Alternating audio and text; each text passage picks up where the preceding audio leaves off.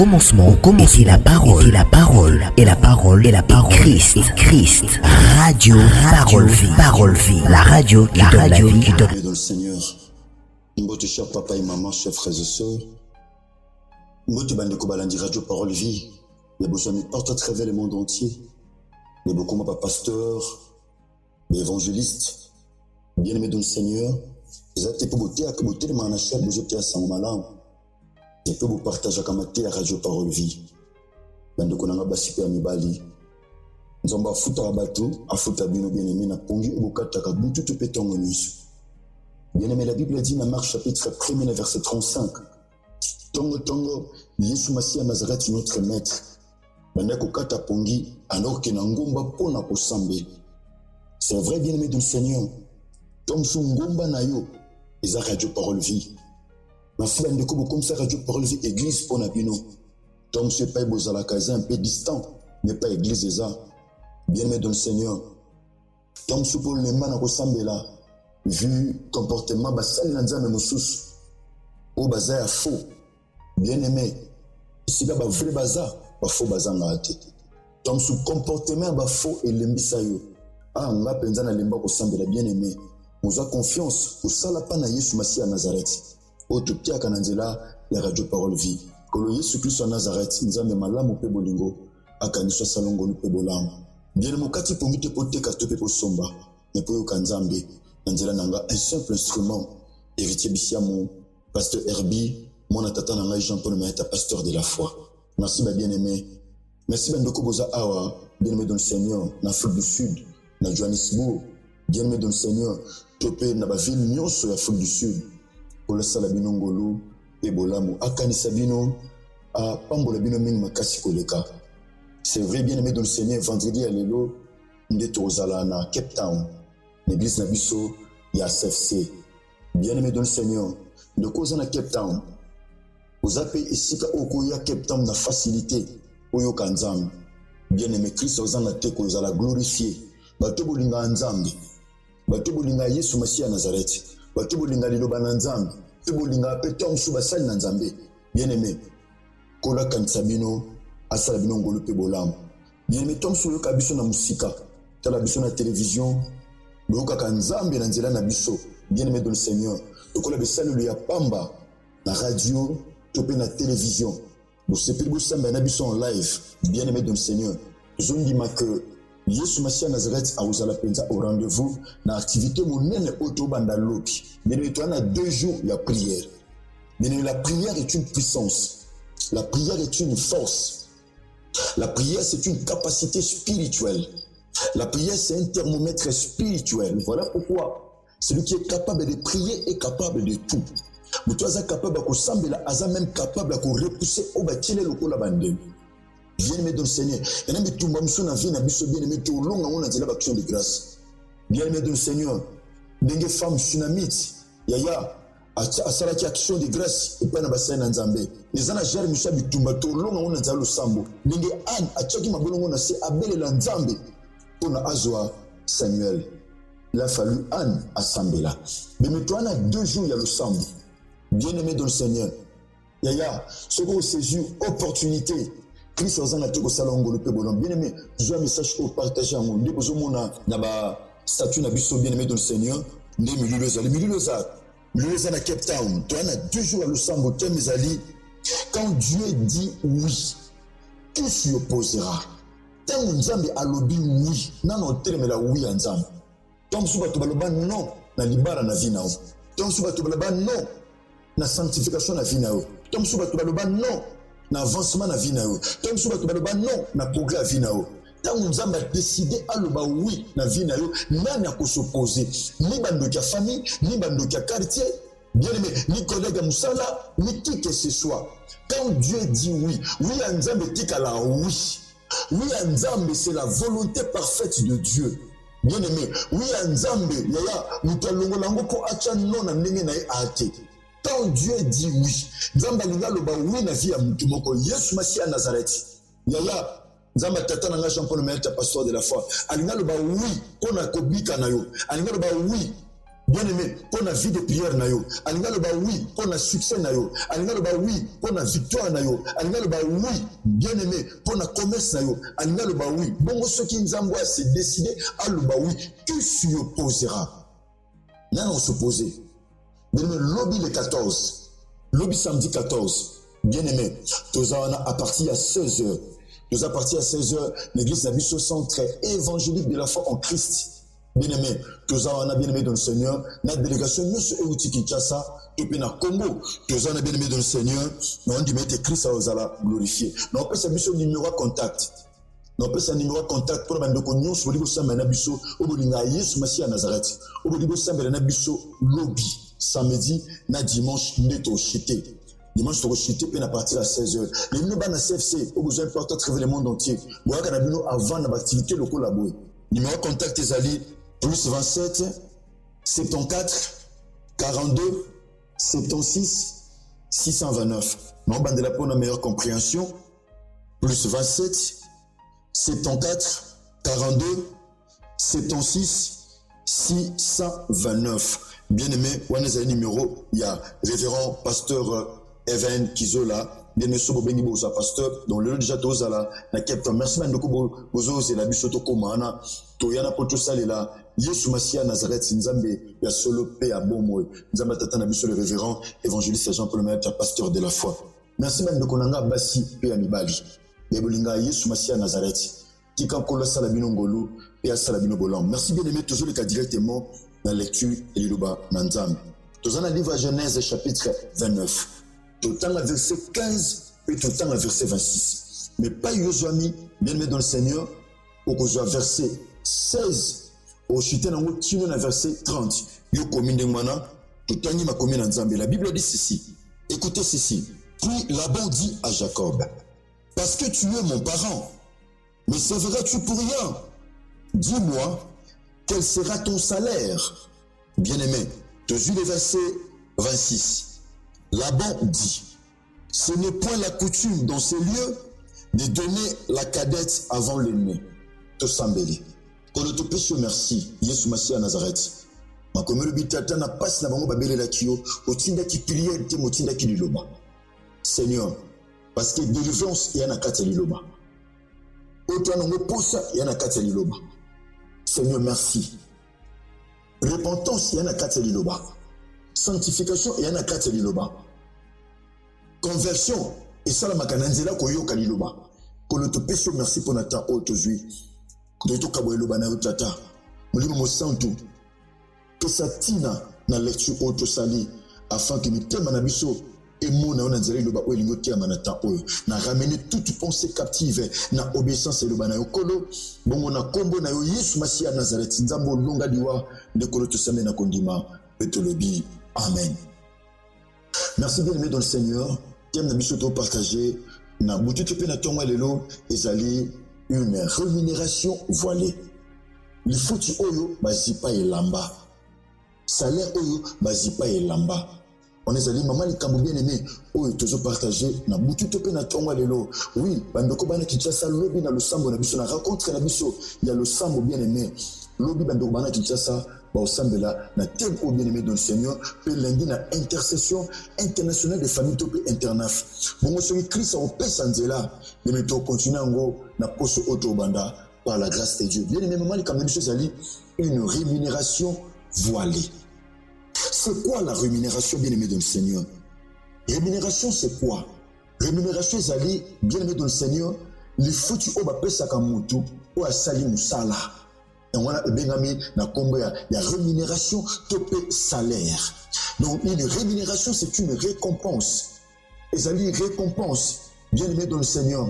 N'est-ce pas une victoire? Victoire, c'est la récompense, et pesa mele mutua bundi. Bien aimé, victoire, va jouer au félé. Victoire, va pesa mutua bundi. Va mériter kango, bien aimé dans le Seigneur. Donc, rémunération, bien aimé, va jouer en ngolu, va mériter kango. Pour jouer rémunération, pour jouer salaire, et Seigneur, on mérite kango. Nanzela musala, au Seigneur, au sale. Voilà pourquoi la Bible dit, bien aimé dans le Seigneur, l'ouvrier mérite son salaire. Pour toi, je sala, je mérite salaire.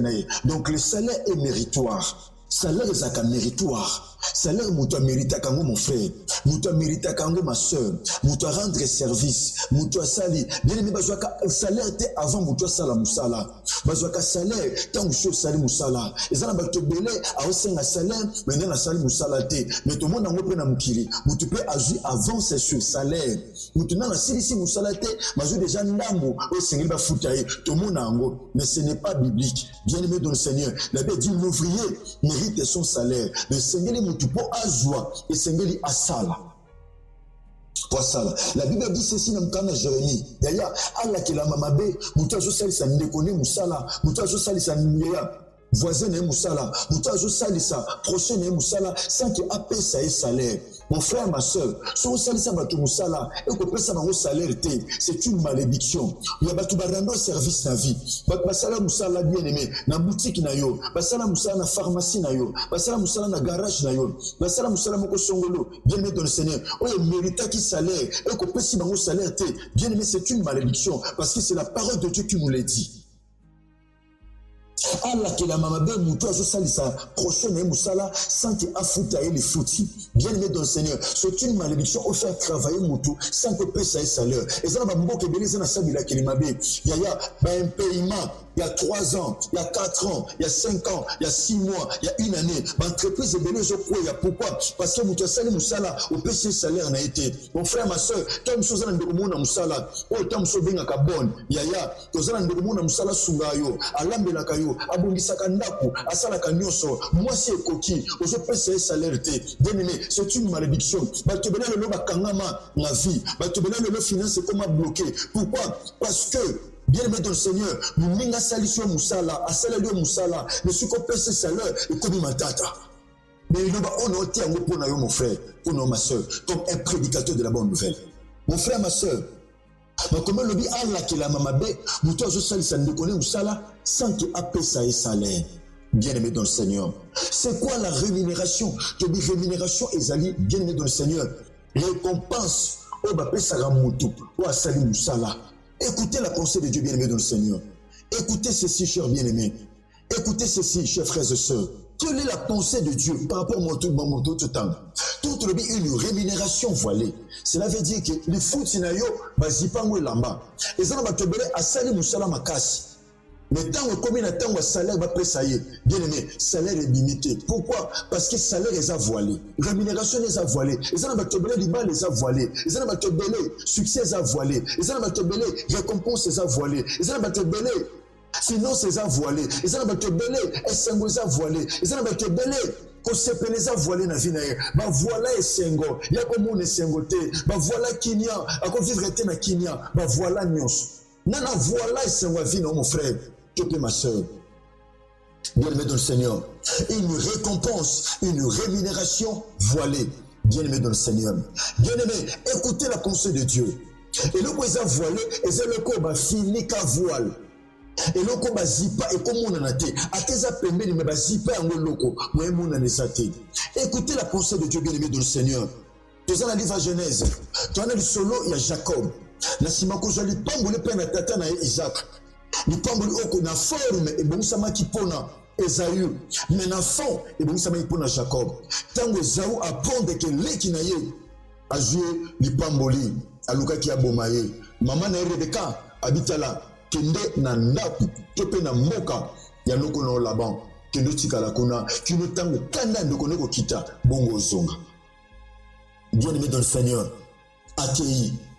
Tant que akutani na Rachel, a luli Rachel, a sepe na Rachel, a baiser Rachel, bien aimé, natina kolobete na che moué, a baiser, a bisiye ke naza mwana ya ndeko tata na yo. Bien aimé dans le Seigneur, Rachel a bisiye pa na tata na ye là-bas. Là-bas a bengi Jacob. Jacob a lekisi mwa mikolo. A comment travailler, a comment melisa bampate à Jacob mai, a comment laisser bampate à Jacob. Bien aimé, parce que Rachel azaki bergère, azaki mobateli bampate. Bien aimé, Jacob a bengi abiyaka. Okokite ko servir ngabo ina pamba. Sans que naza ko sa au salaire. Na bona la kila mabe parce que ma connaît le bi ala kila mabe mutu azo salisa pour ndekone musala sans taper ses salaires. Abiyé bisangai na futa onini. Bien aimé, toujours mon employeur Yaya, ici employé a proposé au Seigneur la paix le la salaire. Bien aimé dans le Seigneur. Tom Sokuta na musala bien à vie na yo. Tom soupe salaire, va proposer ya bien. Mais Yaya, mais et comment voiler, ton comment na ta ozoango te. Autant on a mis sapi. La même si Jacob, bien bisanga na futa onini. Bien bisanga na pesa onini. Bien aimé dans le Seigneur. Jacob a dit atali, abingai na on a nango posa le la salaire. On a nango posa le la rémunération. Et ça n'a qu'à Rachel. Nana posa Rachel a dit bon, au travailler 7 ans. Au salaire 7 ans. Salaire à 7 ans. Et ça la moitié au non piayo. Bien aimé dans le Seigneur. N'évitez d'autres attentes, on a besoin de combien? D'autres l'économie, c'est combien? Bien aimé dans le Seigneur. Pour un salaire, il y a 7 ans. Et ça a pour la moitié. Bien aimé. Le cas Jacob a dit Rachel. Bien aimé dans le Seigneur. La Bible dit. Jacob a travaillé. Jacob a sali musala. Nasi à Moï. Nasi à Malili. Jacob nasi à Mvula. Jacob a travaillé durement. Des temps où travaillé à Namboka. Tom Sundo travaillé. Bien pas aux amis. Aux travaillé Namboka aux amis. Aux travaillé au Kataka Pongi. Aux travaillé dur. Bien aimé dans le Seigneur. Cause au salaire. Jacob avait travaillé dur. Bien aimé dans le Seigneur. Jacob a travaillé. Baokana pesa Rachel. Bien-aimé dans le Seigneur. Tomba yokana pesa Jacob. Tant que Jacob a silisi musala à rendre service et peine à Laban. Bien-aimé, Laban salisi feti. Bien-aimé dans le Seigneur. Laban salisi feti. Bénissi Batuamboka. Batuamboka baya. Batuamboka baba sepela. Parce que moi na bali. Parce que Rachel a bali. Bien-aimé dans le Seigneur. Jacob a zo sepela. Abina lina joa salaire. Melina sepela. Bien-aimé dans le Seigneur. Nzoka salaire naye. Et ça là qui voilé. Nzoka rémunération naye. Et ça là qui voilé. Bien-aimé. Oye Seigneur là qui a joie. Yangote bakpesa qui est. Et ça là batobele. Oye ça là me poussa. Yangote ko joie. Et ça là batobele. Mais faut rezo ça na vie. Oye joie te oye Seigneur o joie. Mais faut rezo fourni na vie. Rezo pesa au Seigneur au jaloko la salaire. Et ça n'a pas été belé à croire. Et c'est impossible de vivre pour Asimba au Seigneur Asimba. Bien aimé dans le Seigneur. Aux en a pour ça A, bah pécio B. Ou en a pour ça C, bah pécio B, bah pécio C. Bien aimé. Tant que nous avons nayo, nous ne pesa mela au tenzela au Simba, aux achua nayo, aux achua mukemano. Bien aimé. Jacob, Azaki n'a pour ça Rachel. Bien aimé dans le Seigneur. Nous avons bon signé déjà Léa. Nous avons bon salaire ne sika Rachel na vie nayo. Nous avons bon sur salaire ya Léa. Bien aimé dans le Seigneur. Bah jui Rachel bah bombi. Nana bomba la vie na yo, nana bomba sengwa vie na yo, nana bomba rémunération vie na yo, nana bomba salaire à vie na yo, nana bomba récompense à vie na yo, bien aimé dans le Seigneur. Tom sous un étranger, mais bah bomba récompense à vie na yo, bien aimé. Mon frère, ma soeur, tu commis pratiquement na souka bien aimé. Tu continues le message aux semaines prochaines. Mais on dit ma bien aimé, ma beauté, mais ko pambo manatinango. Bien aimé, joie message au partager ango, na ba ami, na ba connaissance, topé na ba relation. Christ a osana te ko sala ngolo, pebola mo bien aimé. Une rémunération voilée. Donc, nous Christ a dévoilé rémunération de sa vie n'abisso aussi bah voilà. Merci chers auditeurs de la radio Parole Vie, chers téléspectateurs, les chiffres MF. À DLF TV2, Kolasala Binongo le Pebolam. Merci Bandi Konangai, mais vous avez partout à travers le monde entier. Bebolinga Yesu Masia Nazareth, Nzambe Mokwa Solo Pe Abomo. Bien aimé Bebolinga Ka Yesu Masia Nazareth, Topé Bebolinga Ka Ilobana Nzambe, Kolasala Binongo le Pebolam. Merci bien aimé de le Seigneur, le loto comme Cape Town, le to Bongsaki, bien aimé l'église à Bissau CFC, la Foule du Sud na Cape Town, Kolasala Binongo le Pebolam. Numéro na Bissau contact bien aimé dans le Seigneur, il y a Radio Parole Vie, pour nos Kozamateya, et allez plus 243. 89 75 70 917 ezala ki abino ndeko na bino leki moninga mwana tope yaya pasteur Herbie héritier Bissamo le prédicateur de la bonne nouvelle mon tatananga Jean-Paul Mayata pasteur de la foi. Merci à Ndeko Sanderson wazaki na sima caméra o tuzani awa na kati Afrique du Sud en direct awa ya Johannesburg kola salaye ngolo pebola. Merci na mama générale o tosam salam nene lobi samedi. Bien-aimé dans le Seigneur, le samedi par la grâce de Dieu, na dimanche. Merci tout ça, nous une équipe, on a maman Fanny Djonga, une équipe Mobimba, on dit Yesu Masia Nazareth, et le monde a tatana biso maeta, a osala biso ngolu pebola. Merci que Jésus-Christ de Nazareth vous bénisse. Au commencement, était la parole, et la parole, Christ. Radio Parole Vie, la radio qui donne à travers la parole.